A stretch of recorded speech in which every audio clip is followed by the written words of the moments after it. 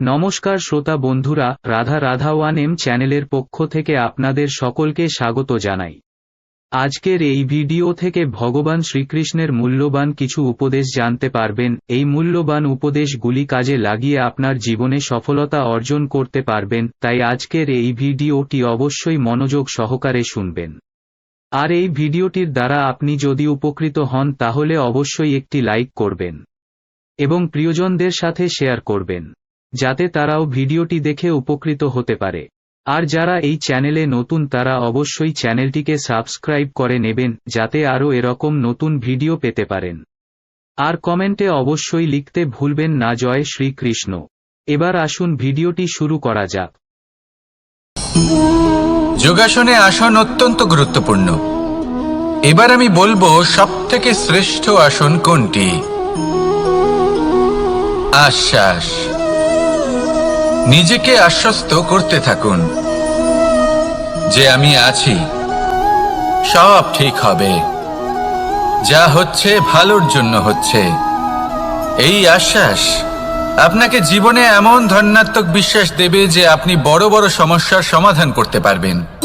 এবার যদি কথা বলি সবথেকে কঠিন সময়ের, তাহলে সেটা হলো বিচ্ছেদের, যা মা সীতাকে সহ্য করতে হয়েছে শ্রীরামের জন্য, রাধা কৃষ্ণকেও সহ্য করতে হয়েছে। যে ব্যক্তি বিচ্ছেদের সময় সঠিক পথে চলে এসেছে সে জীবনে অনেক শ্রেষ্ঠ স্থানে অবশ্যই পৌঁছতে পারবে। এবার যদি কথা বলি সবথেকে জরুরি এবং গুরুত্বপূর্ণ সময়ের, তাহলে সেটা হলো সংযোগ। সকলকে সাহায্য করতে থাকুন। আপনি অন্যদের সাহায্য করে তাদের যত আনন্দ দিতে পারবেন ততটাই আনন্দ আপনারও জীবনে অবশ্যই আসবে। আসুন আর আমার সাথে ভালোবেসে বলুন রাধা রাধা। কামবোধ, এটাই আপনার অন্তরের প্রথম শত্রু। বেশিরভাগ মানুষই কামবোধ বলতে লালসা বোঝেন, কিন্তু এটা সম্পূর্ণ সত্য নয়। কামের আসল অর্থ হলো কামনা। এটা খুবই সহজ ব্যাপার। মনুষ্য শরীর থাকলে, মানুষের মন থাকলে এই কামনা অবশ্যই থাকবে। এবার এটাই দেখতে হবে যে এই কামনা নেতিবাচক কামনা নাকি ইতিবাচক কামনা। অন্য কারোর জিনিসে নজর দেওয়া, অন্য কোনো মানুষের উপর নজর দেওয়া, কোনো অনুচিত বস্তুর দিকে নজর দেওয়া, এই নেতিবাচক কামনা। আর এই দুষ্কামনা মানুষকে দিয়ে অপকর্ম করাবেই করাবে।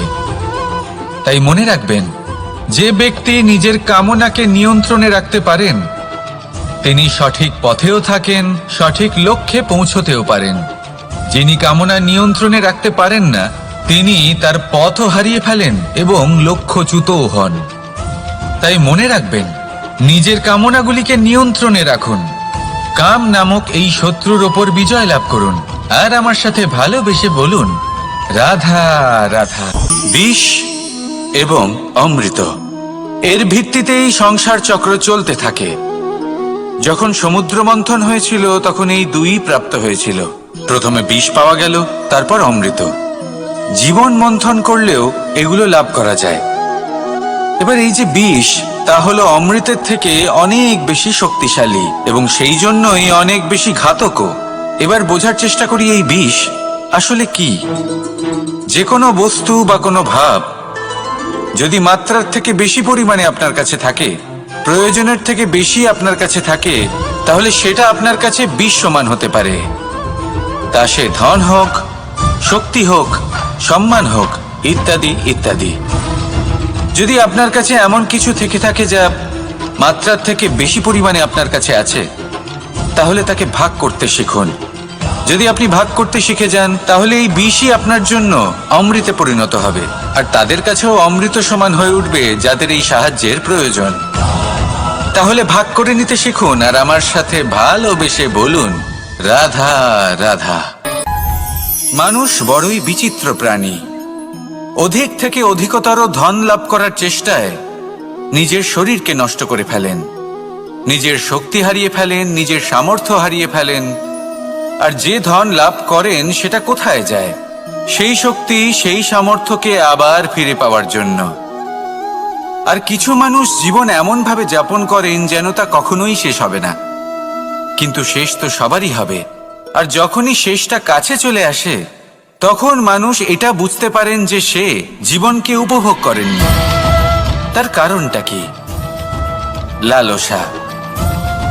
এই লালসা জন্ম দেয় লোভকে, আর এই লোভ জন্ম দেয় আপনারই বিনাশকে। সেই জন্য আজ আপনার কাছে যা কিছু আছে, যেমনটা আছে তার সাথে জীবন যাপন করুন, পূর্ণরূপে যাপন করুন। আপনার কাছে যতই ধন, শক্তি, মান থাকুক, তা সবার মধ্যে ভাগ করতে শিখুন। ভাগ করলে ভালোবাসা বাড়ে, আর এই ভালোবাসা দ্বারা জীবন আরো সুখময় হয়ে ওঠে। তাহলে আসুন আর আমার সাথে ভালোবেসে বলুন, রাধা রাধা। মন। জীবনে যখনই কোনো বস্তু বা সুখ স্বাচ্ছন্দ্য অধিক মাত্রায় আপনার কাছে চলে আসে, তখন নিজেকে শ্রেষ্ঠ মনে করার একটা প্রবণতা দেখা যায়, যা হয় আত্মবিশ্বাসে পরিণত হয়, নয়তো অহংকারে। এবার আত্মবিশ্বাস আর অহংকারের মধ্যে অনেক বড় পার্থক্য রয়েছে। আমি এটা করতে পারি, আমি ওটাও করতে পারি, এ হলো আত্মবিশ্বাস। শুধুমাত্র আমি এটা করতে পারি, শুধুমাত্র আমি ওটাও করতে পারি, আমি হলাম সর্বশ্রেষ্ঠ, এটা হলো অহংকার।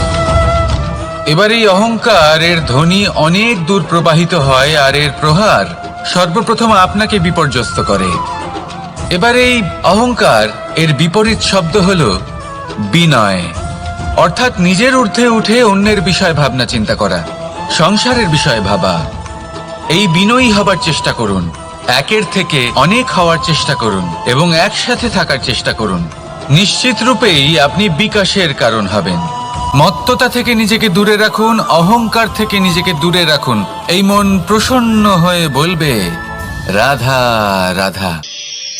জীবনে যখন কোনো ব্যক্তি নিজের লক্ষ্য প্রাপ্তির জন্য নিরন্তর পরিশ্রম করতে থাকেন, চেষ্টা করতে থাকেন, তখন তিনি কষ্ট অনুভব করেন, কখনো শারীরিক কষ্ট, কখনো মানসিক কষ্ট। এবার উনি এটা ভাবতে থাকেন যে আমি কি উচিত করছি নাকি অনুচিত করছি। কারণ অন্যদিকে এমন একজন ব্যক্তিও আছেন যিনি একদমই পরিশ্রম, চেষ্টা করছেন না। তিনি মদিরা পান করেন, বিলাসিতায় জীবন কাটান, অলস প্রকৃতির হয়ে ওঠেন, নিদ্রাতে বিলীন হয়ে থাকেন আর ভাবেন যে তিনি সুখ লাভ করছেন। কিন্তু এরকম কেন হয়?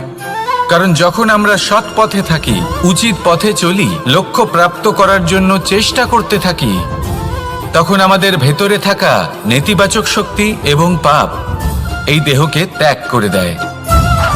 আর এই অনুভূতিটাই আমাদের দুঃখের অনুভূতি দেয়, কষ্ট দেয়। এবার সেখানে যদি আমরা কুপথে চলি, অনুচিত পথে চলতে থাকি, তাহলে আমাদের ভেতরে থাকা পুণ্য এবং ধনাত্মক শক্তি আমাদের দেহ ত্যাগ করে দেয়। আর এই অনুভূতির কারণেই আমরা সুখ অনুভব করি। কিন্তু কখনো ভাববেন যে এই সুখ বেশি সময় পর্যন্ত থাকে না। সেই জন্য সবসময় মনে রাখবেন, যদি আপনি জানেন যে এটাই আপনার লক্ষ্য, এটাই উচিত পথ, শুভ পথ, তাতে নিরন্তরভাবে এগিয়ে যেতে চেষ্টা করতে থাকুন। এই কষ্ট আপনাকে সুখের পরাকাষ্ঠায় কখন পৌঁছে দেবে তা আপনি জানতেই পারবেন না। আসুন আমার সাথে ভালোবেসে বলুন, রাধা রাধা। আলস্য আপনার আরো একটা অত্যন্ত বড় শত্রু, যা আপনার মনের মধ্যে বসবাস করে আর ধীরে ধীরে আপনার কার্য শরীরের একটা অংশ হয়ে ওঠে। সব কাজে দেরি করিয়ে দেয়, সবকিছু নষ্ট করে দিতে পারে এই আলস্য। এই কাজ আজকে হলো না, কোনো ব্যাপার নয়, কালকে করে নেব। প্রকৃতি আমাদের এটা শেখায় না। ভেবে দেখুন, যদি সূর্য এটা ভাবে যে কাল উদিত হব না, কিছুদিন পরে উদয় হব, তাহলে কি হবে? সমগ্র পৃথিবীর বিনাশ হয়ে যাবে, ঠিক কি না? দেখুন, এই আলস্য নিয়ে খুব সুন্দর একটা কথা আছে, আলস্যস্য কুতো বিদ্যা। অর্থাৎ যিনি অলস হয়ে বসে থাকেন তিনি বিদ্যা লাভ করেন না, জ্ঞান লাভ করেন না। আর জ্ঞান না থাকলে তিনি ধন অর্জন করতে পারেন না। তার জীবনে সুখ স্বাচ্ছন্দ্যের অভাব থাকে, বন্ধুর অভাব থাকে, যেখানে সুখ স্বাচ্ছন্দ্য নেই, মিত্র নেই, আপনজন নেই, জ্ঞান নেই, সেখানে আনন্দ কিভাবে বাস করতে পারে? সেই জন্য কথায় আছে, যিনি কর্ম করেন তিনি এই সংসারে যে কোনো সুখ স্বাচ্ছন্দ্য ভোগ করতে পারেন। তাই কর্ম করুন, সময়কে সম্মান করুন, আর এই আলস্যের উপর বিজয় লাভ করুন। আর আমার সাথে ভালোবেসে বলুন, রাধা রাধা। ক্রোধ আপনার অন্তরের আরো একটা শত্রু। এই ক্রোধ আসলে কি? আপনার মনের এক ভাবনা, যা আপনার মনেই উৎপন্ন হয়। এই মন আত্মার সাথে যুক্ত থাকে। এখন একটা ভাবনা যা আত্মার সাথে যুক্ত থাকে, তাকে অনুচিত কেন বলা হয় সেটা বোঝার চেষ্টা করুন। ক্রোধ কখনো কখনো জরুরি হয়, বিশেষ রূপে তখন যখন আপনি সঠিক পক্ষে দাঁড়িয়ে রয়েছেন এবং সামনের ব্যক্তি অধর্মের পক্ষে রয়েছেন আর বিনম্রভাবে মানছেন না।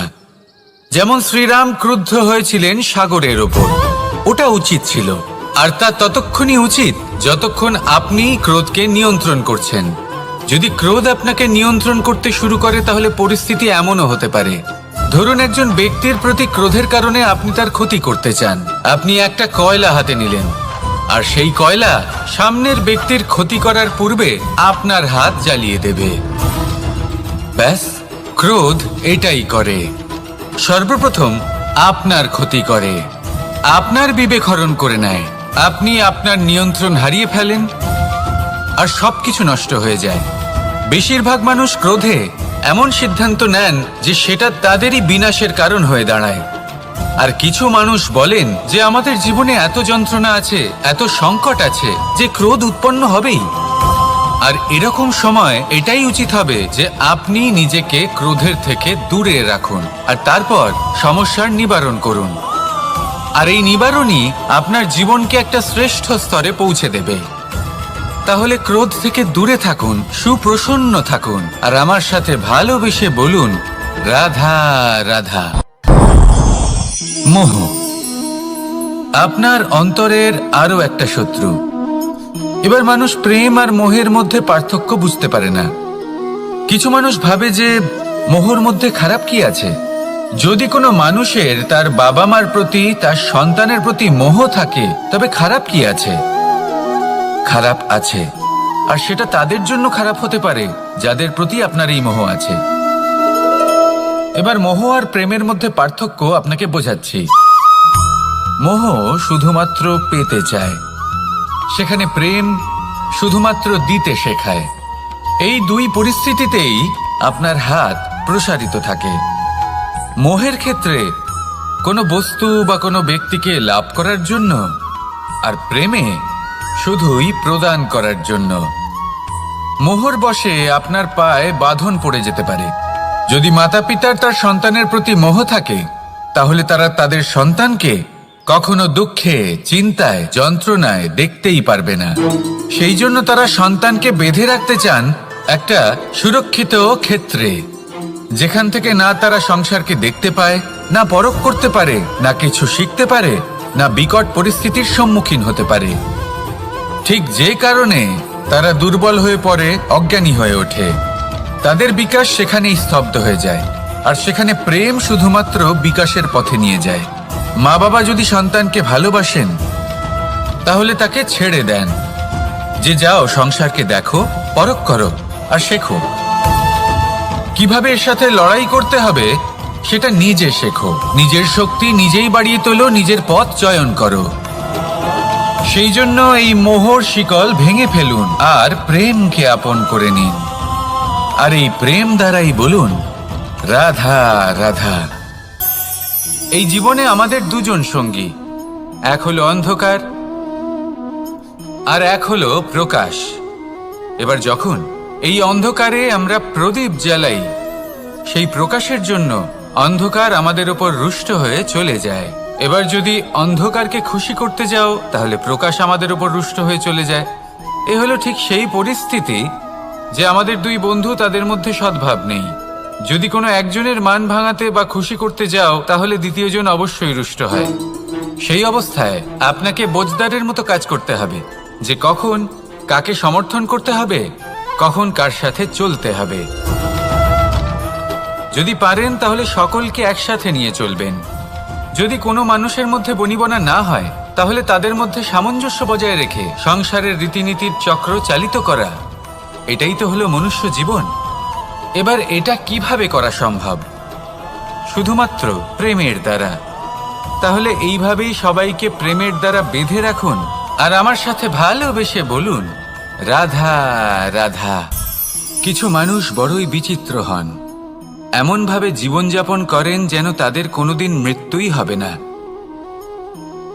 নিজেদের অহংকারের বশে একটা কথা ভুলে যান, যে যতই তারা নিঃশ্বাস নিচ্ছেন, যতই তারা জীবনযাপন করছেন, ততই তারা মৃত্যুর দিকে এগিয়ে চলেছেন।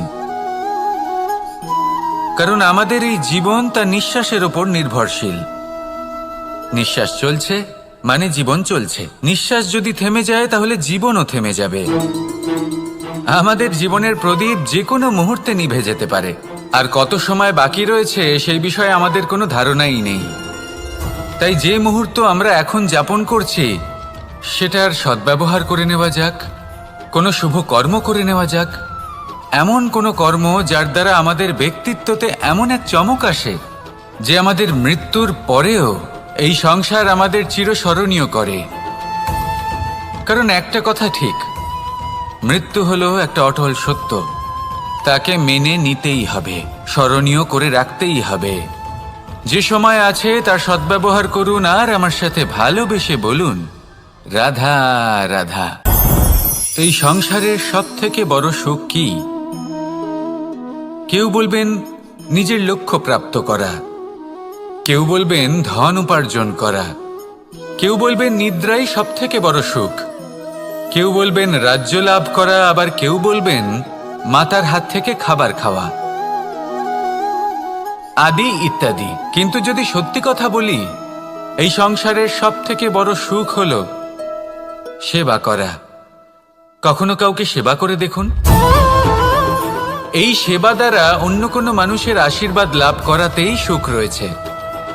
আপনার সেবা ভাব দ্বারা যখন কোনো মানুষ নিজের অন্তরাত্মা থেকে আপনাকে আশীর্বাদ করে, তার থেকে বড় সুখ আর কিছুই নেই। কারণ প্রত্যেক মানুষের মধ্যে ঈশ্বর বাস করেন। নরের সেবাই হলো নারায়ণের সেবা। নিষ্কাম সেবা করাই হলো সব থেকে বড় সুখ। তাই নিজের অন্তরে সেবার এই ভাব জাগ্রত করুন। যে সুখের কথা আমি বলছি সেই সুখ অনুভব করেই দেখুন। এই মন সুপ্রসন্ন হয়ে বলবে, রাধা রাধা। মানুষের এই জীবন, মানুষ জন্ম নেয়, একটা নির্দিষ্ট সময়ের পরে এই সংসার ত্যাগ করে চলেও যায়। এবার শুধু এটাই আবশ্যক নয় যে এই জীবনকালকে আপনি যাপন করবেন, শুধু এটাই গুরুত্বপূর্ণ নয়। আবশ্যক এবং গুরুত্বপূর্ণ হলো এটা যে এই জীবনকালে আপনি এমন কিছু করেন যাতে এই সংসারের মঙ্গল হয়, যাতে এই সংসার আপনাকে মনে রাখে, আপনার থেকে প্রেরিত হয়, আপনার মতো হতে চায়, প্রত্যেক বছর আপনার জন্মতিথির অপেক্ষা করে, এমনভাবে আপনার জন্মদিন পালন করে যাতে সেটা মহোৎসবের আকার ধারণ করে। এবার এই জন্মদিন এমনি এমনি মহোৎসবে পরিণত হয় না। তখন হয় না যখন কোনো ব্যক্তি রাজার রূপে বা কোনো গোয়ালার রূপে জন্মগ্রহণ করে। তখন পরিণত হয় যখন একজন মানুষ জন্মগ্রহণের পরে এই সংসারকে কোনো শিক্ষা দিয়ে যান। কিভাবে একজন মানুষ গোয়ালা থেকে রাজা হতে পারে, কিভাবে একজন মানুষ অসত্য থেকে সত্যের পথে চলতে শুরু করেন, অধর্ম থেকে ধর্মের পথে চালিত হতে পারেন, কিভাবে অন্ধকার থেকে প্রকাশের দিকে যেতে পারেন, কিভাবে নিজের আত্মাকে পরমাত্মার সাথে মিলিত করতে পারেন।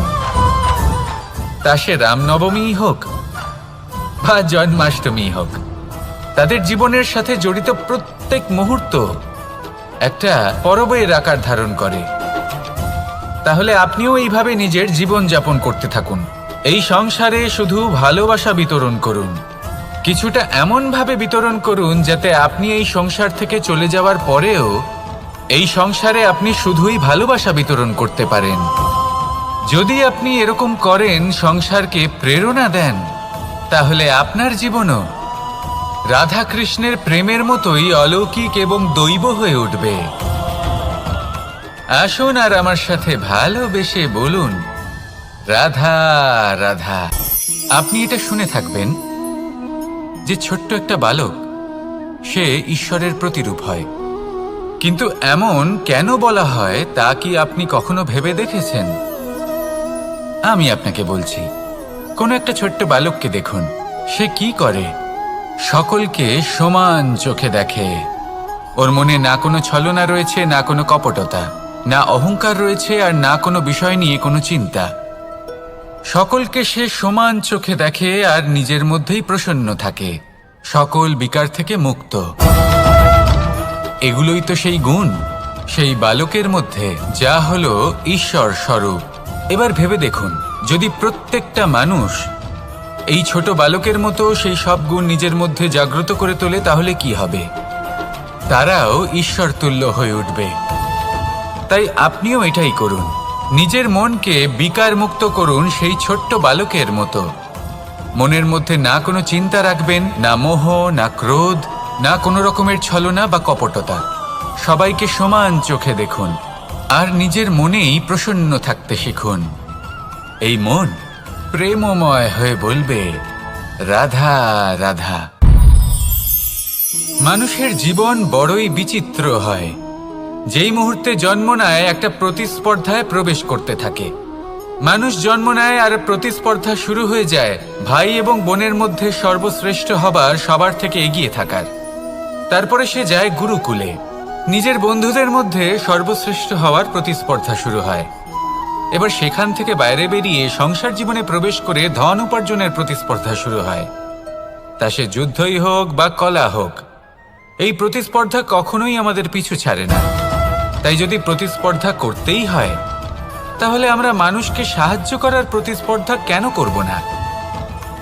এমন এক প্রতিস্পর্ধা যাতে যে কেউ জিতুক বা যে কেউ হারুক না কেন, লাভ সকলের হবে। সকলের মধ্যে প্রেম বিতরণ করতে থাকুন, এইভাবেই আনন্দ বিতরণ করতে থাকুন। আর আমার সাথে ভালোবেসে বলুন, রাধা রাধা। দু রকমের প্রাকৃতিক বেগ থাকে। প্রথম হলো বর্ষা। যখন এর বর্ষণ হয়, তখন মাটিকে শীতল করে নতুন ফসল ফলায়। আর দ্বিতীয় হয় পবন, যা আমাদের সর্বদা শ্বাসবায়ু প্রদান করে। অশান্ত এই মনকে শান্তি প্রদান করে, এই ক্লান্ত শরীরে স্ফূর্তি প্রদান করে। আমাদের জীবনে যত আবেগ আছে, তা হয় বর্ষার মতো হওয়া উচিত, নয় হওয়া উচিত পবনের মতো। ক্রোধ, মতভেদ, বিবাদ, এগুলো হওয়া উচিত বর্ষার মতো। অর্থাৎ কিছু সময় পরে যেন এরা নিজে থেকেই ছিন্ন ভিন্ন হয়ে চলে যায়। আর যদি পবনের মতো কোনো আবেগ থাকা উচিত, তা হলো প্রেম, যা সর্বদা শ্বাসবায়ু প্রদান করে, সবসময় সাথে থাকে। একে আমরা অনুভব করতে পারি না, কিন্তু এ আমাদের অনুভব করার জন্য প্রাণবায়ু প্রদান করে। আর যখন চক্রবাতের মতো সে ভয়ঙ্কর হয়ে ওঠে, তখন সমগ্র সংসার বদলে দেয়। এর সারমর্ম একটাই, শক্তি। মতভেদ, ক্রোধ, বিবাদের মধ্যে নেই। শক্তি যদি থাকে, তা আছে প্রেমের মধ্যে। তাই এই প্রেমকে মনের মধ্যে রাখুন আর আমার সাথে বলুন, রাধা রাধা। প্রত্যেকটা মানুষ আলাদা হয় আর অত্যন্ত বিশেষও হয়। প্রত্যেক মানুষ ভিন্ন ভিন্ন পরিবেশে পালিত হয়, বড় হয়। প্রত্যেকের নিজস্ব চিন্তা ভাবনা থাকে, নিজস্ব বিচারধারা থাকে। যখন অনেক ভিন্ন বিচারধারা একত্রিত হয়ে যায়, তখন শুরু হয় বিবাদ। এবার এই বিবাদের সময় আপনি দেখবেন, দুই ব্যক্তি যাদের মধ্যে এই বিবাদ হচ্ছে, সবসময় এটা প্রমাণ করতে চান যে তার সামনের ব্যক্তি এবং তার ভাবনা, তার বিচারধারা বা তার বক্তব্য হলো অনুচিত। এবার এটাই যদি প্রেমপূর্বক রূপে আপনি ভেবে দেখতে চেষ্টা করেন যে সামনের ব্যক্তিটির বক্তব্য, তার মানসিকতা আসলে কি, তাতে উচিত ঠিক কি, সেটা আমরা বুঝতে পারি।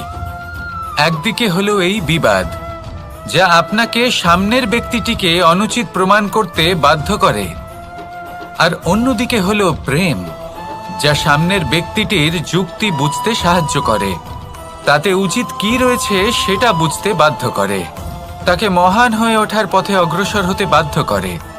তাই এই বিবাদকে ত্যাগ করুন আর প্রেমকে আপন করে নিন, আর এই প্রেম ভাব নিয়ে বলুন, রাধা রাধা। এই সংসারে বড়ই বিচিত্র এক শব্দ আছে, মূল্য। এর প্রয়োগ আমরা জীবনেও করে থাকি, আবার ব্যবসাতেও করে থাকি। একজন উদ্যোগপতি সবসময় বলেন, ব্যবসার মূল্য সবসময় উচ্চমান হওয়া উচিত, তাতে লাভ বেশি। অন্যদিকে আরেকজন ব্যক্তি যিনি পরোপকারী, যিনি ঈশ্বরের দর্শনের অভিলাষী, তিনি বলেন জীবনের মূল্য সব থেকে উচ্চমান হওয়া উচিত। অনেক সময় মানুষ কি করে থাকেন, ব্যবসার এই মূল্য তা উচ্চতার শিখরে পৌঁছানোর লোভে জীবনের মূল্য নামিয়ে ফেলেন, যেখানে এই সমগ্র সংসার প্রেমের দ্বারা চালিত হয়। প্রেমই হলো এই সংসারের আধার। এবার যদি আপনি প্রেম করতে শিখে যান, তাহলে ব্যবসাতে নিশ্চিত রূপে লাভের সাথে সাথে কীর্তি এবং যশ লাভও করতে পারবেন। তা আমি নিশ্চিত রূপে বলতে পারি, কারণ ব্যবসাতে ওঠা নামা এসব চলতেই থাকে। জীবনকে আপনি যদি একবার উচ্চতায় নিয়ে যেতে পারেন, তাহলে তা কখনোই নামবে না। আসুন আর আমার সাথে ভালোবেসে বলুন, রাধা রাধা। যা বাধা দেয় তা হলো অবরোধ, যা এগিয়ে নিয়ে যায় তা হলো বিকাশ, আর যা ভাগ করে দেয় তা হলো গুণ। আপনি সবাইকে আনন্দ দিন, তার বদলে আপনিও আনন্দ পাবেন। আপনি সবার মধ্যে প্রেম ছড়ান, আপনিও তার বদলে প্রেমই পাবেন। এই দেখুন না, মেঘেদের দেখুন। এই যে মেঘ, এই মেঘের গুণ এইটা নয় যে এরা জল সংগ্রহ করে রাখে। এদের গুণ হলো এটাই যে এই মেঘ সকলের মধ্যে জল ভাগ করে দেয়। ধরিত্রীর এবং জগতের তৃষ্ণা নিবারণ হয়। সূর্যের গুণ এইটা নয় যে সে সব থেকে বেশি তেজস্বী। তার গুণ হলো এটাই যে সে নিজের তেজ সবার মধ্যে ভাগ করে দিতে পারে। ঠিক সেইভাবেই জীবনে আনন্দ, উল্লাস, প্রেম এই সব কিছুই ভাগ করে নিতে শিখুন। এটাই হলো একটা গুণ, আর তার বদলে আপনি দ্বিগুণ আনন্দ, দ্বিগুণ উল্লাস, দ্বিগুণ প্রেম অবশ্যই পাবেন। যদি আপনি এই সব কিছু নিজের কাছেই জমিয়ে রাখেন, তাহলে আপনি নিজের বিকাশে নিজেই বাধা দেবেন। আসুন আর আমার সাথে ভালোবেসে বলুন, রাধা রাধা। আপনি কখনো মাখনের হাঁড়ি ভেঙেছেন? কত আনন্দ পাওয়া যায়। এই মাখনের হাঁড়ি ভাঙলে পুরো মাখন আমাদের গায়ে এসে পড়ে আর মন উচ্ছ্বসিত হয়ে ওঠে। কিন্তু তার জন্য বালগোপালদের কত চেষ্টা করতে হয় সেটা কখনো ভেবে দেখেছেন? প্রথমে বড়ই পরিশ্রম করে একের ওপর এক সাবধানে ওপরে চড়তে হয়, তারপরে ভারসাম্য বজায় রাখতে হয়, পড়ে গেলে হবে না। তারপর এই হাতের দ্বারা সেই মাখনের হাঁড়ি ভাঙতে হয়, তখন মাখন পড়ে। এবার এরকমই কিছু আমাদের জীবনে আমাদের সাথেও হয়। এবার আপনি বলবেন যে মাখনের হাঁড়ি ভাঙার এই প্রক্রিয়া, তার সাথে জীবনের কি সম্পর্ক থাকতে পারে? আসলে আমাদের মনের মাঝেও একটা হাঁড়ি রয়েছে, অহংকারের হাঁড়ি। আর এই অহংকারের হাঁড়ি যখন ভেঙে যায়, তখন প্রসন্ন হবার আনন্দ চতুর্দিকে ছড়িয়ে পড়ে। এই মন, এই আত্মা, এই দুই প্রসন্ন হয়ে যায়। কিন্তু তার জন্য আপনাদেরকেও বালগোপালের মতো চেষ্টা করে যেতেই হবে, ভারসাম্য বজায় রাখতেই হবে মনের মাঝে এবং এই বুদ্ধিতে, ভালো এবং মন্দের মধ্যে, লোভ এবং পরমার্থের মধ্যে। আর তারপর নিজে হাতে অহংকারের এই হাঁড়ি ভেঙে দিতে হয়। দেখুন, যদি ঈশ্বরের সঙ্গ লাভ করতে চান, তাহলে অহংকারের এই হাঁড়ি ভাঙতেই হবে। আসুন আর আমার সাথে ভালোবেসে বলুন, রাধা রাধা। মুঠো হাতের শক্তি বেশি, মুঠো খুললেই তা দুর্বল। তা এমন কি থাকা উচিত এই বন্ধ মুঠোয় যা লাখের সমান? মানসিকতা। এবং স্বপ্ন। মানুষ জন্মগ্রহণ করে, তার মানসিকতা সময়ের সাথে উন্নত হয়, মানসিকতা অনুযায়ী সে স্বপ্ন দেখে, আর সেই স্বপ্ন সার্থক করতে সে পরিশ্রম করতে থাকে। কিন্তু খুব গুরুত্বপূর্ণ একটা কথা আছে যা আপনার মনে রাখা উচিত। আপনার এই মানসিকতা, আপনার এই স্বপ্ন, তা যেন আপনার নিয়ন্ত্রণে থাকে। আপনার বন্ধ মুঠোয় যেন এর লাগাম থাকে, আপনি যেন এর প্রভু হন। যদি তা হয় তবেই আপনি লাভবান হবেন। যদি এরা আপনাকে নিয়ন্ত্রণ করতে থাকে, যদি আপনার মুঠো খুলে যায়, না পথ আপনার নিয়ন্ত্রণে থাকবে, না মানসিকতা থাকবে, না স্বপ্ন নিয়ন্ত্রণে থাকবে। আর যদি তাই হয় তাহলে আপনি আপনার ভবিষ্যৎ নষ্ট করে ফেলবেন। তাই নিয়ন্ত্রণ করতে শিখুন নিজের বিচার বুদ্ধি, নিজের মানসিকতা, নিজের স্বপ্নকে। নিজের এই স্বপ্ন পূরণ করুন আর আমার সাথে ভালোবেসে বলুন, রাধা রাধা।